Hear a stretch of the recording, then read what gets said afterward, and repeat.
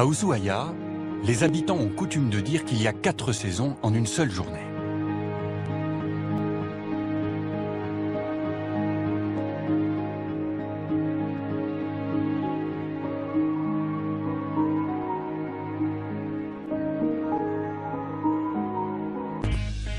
Manu, lui, attend chaque saison avec impatience pour découvrir de nouveaux produits et renouveler la carte de son restaurant, l'un des rares de la ville. Bon, alors ça commence à souffler. Il le pêche le matin, 3 heures après, je les ferai au restaurant. J'avais quelque chose qui me disait qu'il y avait des choses à faire et à découvrir.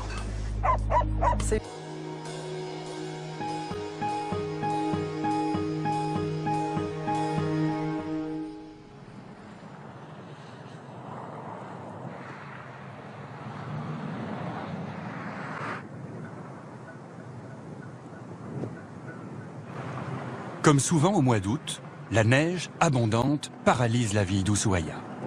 L'hiver austral s'installe et un homme devient le plus important de la ville, Gonzalo, le livreur de gaz. La neige ne cesse de tomber, ralentissant le trafic.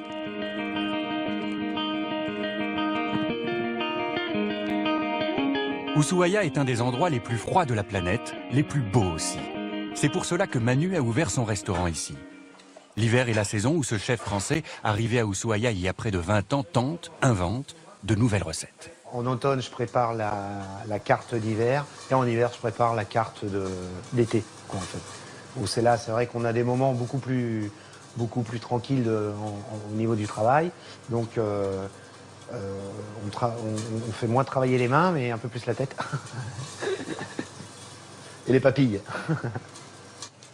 Hop. Les pâtes de crabe royales, juste pochées. On va prendre un tout petit peu de chardonnay pour déglacer les pâtes de crabe. Et on va présenter ça comme ça dans l'assiette.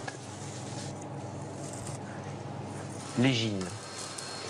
On n'en trouve qu'ici, dans le sud de Madagascar, je crois. C'est un poisson de profondeur donc, et d'eau froide qui est assez gras.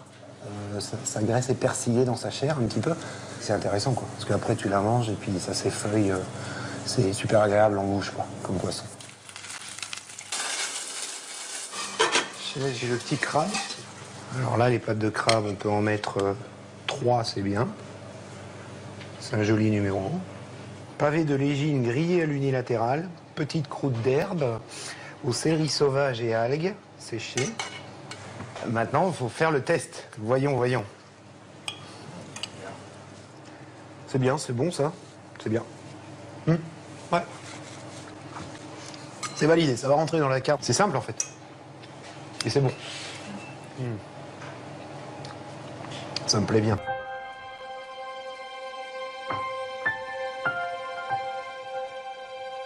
Le lendemain, direction plein ouest pour Manu.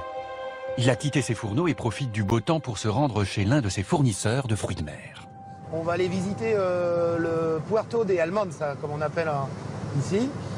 C'est un petit village de pêcheurs. C'est à 60 km d'Ushuaia. Je travaille avec Antoine depuis beaucoup d'années déjà, une dizaine d'années. Et il me ramène tout ce qui est moule avec les palourdes, les escargots, tous les produits de la mer. C'est un plongeur professionnel. Le seul moment où ils peuvent sortir les palourdes, les moules, tout ce qui est crustacé, c'est en hiver en fait. Et c'est là que c'est le meilleur, quoi, en plus. Et c'est surtout le moment où Manu prépare la saison touristique qui s'approche à grands pas. Comment ça va?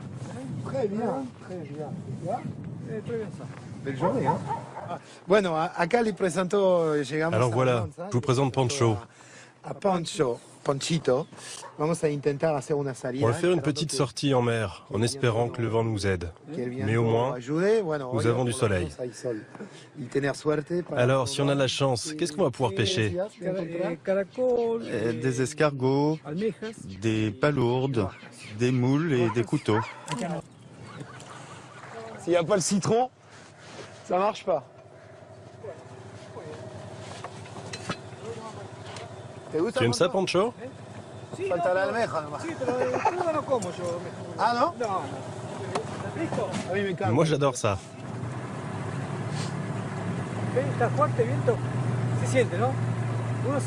Et y empieza a T'as vu comme le vent se lève là? On commence à le sentir. Ici le climat est vraiment spécial. Le temps change très rapidement, non? Ouais, ouais. Alors explique-moi un peu ce qu'il y a là. On a le compresseur, c'est ça, qui va te donner de l'air? Quelle est la différence entre les bouteilles et l'air comprimé? Le compresseur, c'est mieux car ça dure plus longtemps. Là, je vais pouvoir être sous l'eau pendant 4 heures. Avec les bouteilles, c'est seulement une demi-heure. 4 heures dans une eau à 3 degrés, c'est peut-être pour cela que les coquillages de Pancho sont uniques. Je t'attends.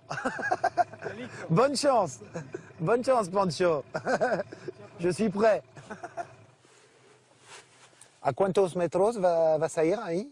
Combien de profondeur? 25 metros. À 25 mètres. Puso 20 kilos de lastre.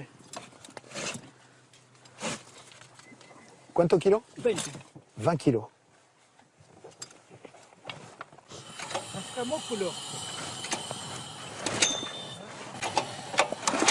Faut lui envoyer les bonnes ondes. Là. Je crois que les bouteilles, ça serait pas mal en fait. Comme la botella, moi c'est pas mal. Hein.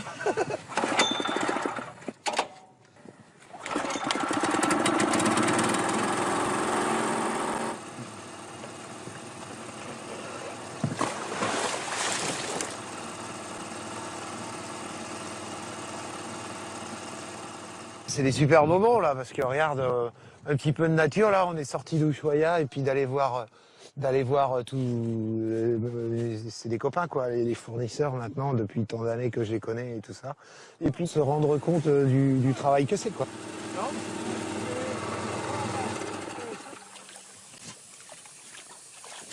C'est des produits de qualité supérieure. C'est frais, c'est super bon. Et puis recevoir ça et de voir le travail qu'il y a derrière, quoi, avec cette eau à 3-4 degrés qui reste pendant des heures dans l'eau et tout ça, ça donne un respect du produit. Quoi. Ça va être difficile d'ouvrir les couteaux, non? On va en goûter une. Là. On va en goûter une. Là. Ça commence je commence à devenir impatient. Là. Et voilà le produit.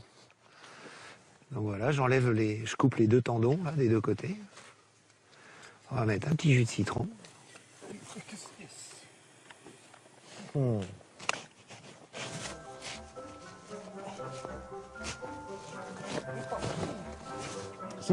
n'y a pas de mots pour ça. Spectaculaire. C'est fantastique. Spectaculaire.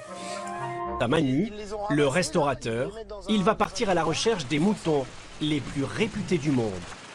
Alors Martine, qu'est-ce que tu m'as mis de côté cette semaine? Tu choisis ce que tu veux.